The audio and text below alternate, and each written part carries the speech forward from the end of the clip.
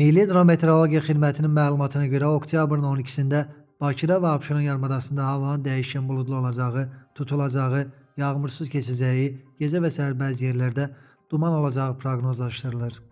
Şimal-qərb küləyi gündüz mülayim cənub-şərq küləyi ilə əvəz olunacaq. Temperatur gecə 14-17, gündüz 22-27 dərəcə isti, atmosfer təzyiqi isə 760 mm civə sütunu olacaq. Naxçıvanda gün ərzində yağıntı ehtimalı yoxdur, ara bir çiskin ehtimalı var. Havanın temperaturu 24-26 dərəcə isti olacaq. Azərbaycanın bəzi rayonlarında yağış yağacaq, şimşək çağacaq.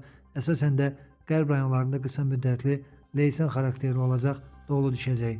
Bəzi yerlərdə duman ehtimalı var, qərb küləyi əsəcək. Digər rayonlarda isə yağıntı gözlənilmir. Temperatur gecə 11-16, gündüz 20-25, dağlarda gecə 1-6, gündüz 8-13 dərəcə isti olacaq.